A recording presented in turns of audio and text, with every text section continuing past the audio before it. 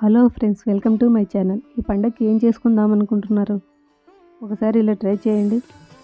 ఒక గిలాస్ బియ్యం తీసి కడిగి పెట్టుకోండి. నేను ఇందులోకి బెల్లం వాడుతున్నాను. మీరు కావాలంటే షుగర్ అయినా వాడుకోండి, కలకండ అయినా వేసుకోవచ్చు. మీరు ఈ షుగర్, బెల్లం ఇవెలా తినకూడదు అనుకుంటే ఖర్జూర పౌడర్ ఉంటుందండి. అవి ఒట్టి ఖర్జూరాలతో పౌడర్ చేసి పెడతారు. ఆ ఖర్జూర పౌడర్ కూడా వాడచ్చు, చాలా మంచిది.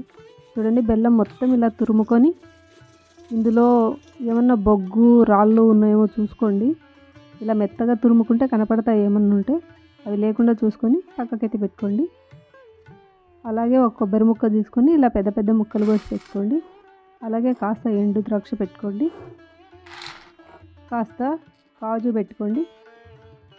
ఈ కాజును మొత్తం ఇలా ఒలిసి పెట్టుకొని, నేను గిలాస బియ్యానికి గిలాస బెల్లం తురుముకున్నానండి. మీరు షుగర్ ఎక్కువ కావాలంటే ఎక్కువ వేసుకోండి, తక్కువ కావాలంటే తక్కువ వేసుకోండి. చూడండి, స్టవ్ పైన ఒక కుండ పెట్టుకొని అందులో 4 స్పూన్ల నెయ్యి వేస్తున్నాను. తర్వాత కాజు, తర్వాత తరిగి పెట్టుకున్న కొబ్బరి, తర్వాత ఎండు ద్రాక్ష ఇవన్నీ వేసి బాగా కలుపుకోండి. చూడండి, మీరు కొత్త కుండ వాడుతున్నట్టయితే దాన్ని బాగా నీళ్లు పోసి బాగా ఉడికించి ఒక రోజంతా అలాగే పెట్టండి. ఆ వాటర్తోని బాగుంటుంది, మట్టి వాసన రాకుండా పోతుంది. మీరు పాత కుండలో అయితే పర్వాలేదు, కొత్త కుండ వాడితే బాగా నీళ్లు పోసి బాగా మరిగించుకోండి. ఒకసారి 2 సార్లు మరిగించుకొని కుండ పక్కన పెట్టుకోండి.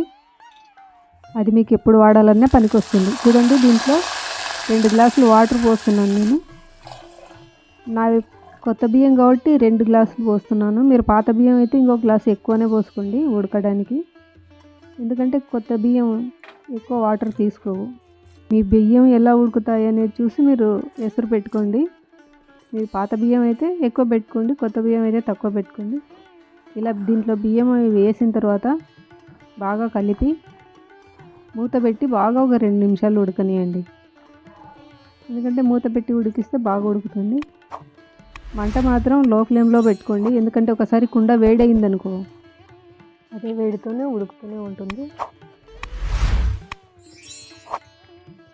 లో ఫ్లేమ్లో పెట్టి ఉడికించుకోండి. అలా ఒకసారి కలిపి మూత పెట్టి మళ్ళీ ఉడికించుకోండి. చూడండి, ఒక 5 యాలకులు వేసి ఇందులో బాగా కలపండి. ఇందులోనే ఉన్న వాటరు ఆవిరి మొత్తం ఇంకిపోయేదాకా ఉడికించుకోండి. దీన్ని కలిపి మళ్ళీ మూత పెట్టేసి ఒక 2 నిమిషాలు బాగా ఉడకనియండి. దీన్ని అడుగు పట్టకుండా కలుపుకుంటూ ఉడికించుకోండి. ఒకసారి మూత పెట్టి అలాగా చూడండి. ఇప్పుడు చూడండి, వాటర్ అనేది లేకుండా ఉడికిపోయింది. చూడండి, కింద కూడా అడుగేం పట్టలేదు. ఇలా అడుగు పట్టకుండా, ఎందుకంటే కుండ కాబట్టి మీరు కలపకుండా అలాగే పెట్టారనుకో అడుగు పడుతుంది. అందుకు కలుపుకుంటూ అప్పుడప్పుడు దీన్ని బెల్లం వేసినప్పటి నుంచి బియ్యం ఉడికింటాయి కాబట్టి చాలా మెల్లిగా కలుపుకోండి. బియ్యం ఇరిగిపోకుండా, ఇరిగిపోతే మరి కిచిడీలాగా తయారవుతుంది. అలా కాకుండా చాలా గరిటె మెల్లిగా తిప్పుకుంటూ కలుపుకోండి. చూడండి, ఇందులో తురిమి పెట్టుకున్న బెల్లం వేసి అలా నెమ్మదిగా తిప్పేసుకోండి. ఇప్పుడు దీన్ని బాగా నెమ్మదిగా తిప్పుకుంటూనే ఉడికించుకోవాలండి. బెల్లం మొత్తం కరిగి రైసుకు పట్టేంత వరకు మెల్లిగా తిప్పుతూ ఉండాలి. గట్టిగా తిప్పారనుకో ఇదంతా కిచిడి అయిపోతుంది, రైస్ లాగా ఉండదు ఇంకా. అందుకోసం మెల్లిగా తిప్పుకోండి. నేను స్పీడ్గా చూపిస్తున్నాను, మీరు మెల్లిగా తిప్పుకోండి. చూడండి, ఈ పండగకి ఇలా ఒకసారి ట్రై చేయండి. మీకు ఏదన్నా పని ఉన్నా, పెద్ద వంటలు చేయలేకపోయినా ఒకసారి బాగా ట్రై చేయొచ్చు. దీన్ని చాలా బాగుంటుందండి. నెయ్యి వాడాం కాబట్టి చాలా బాగుంటుంది. పైగా కుండలో చేస్తే ఇంకా మంచిది. ఇలా చేసి మీరు నైవేద్యంగా పెట్టచ్చు. చూడండి ఎలా వచ్చిందో. దీన్ని బియ్యం పాయసం అంటారు, చావల్కా ఖీర్ అంటారు.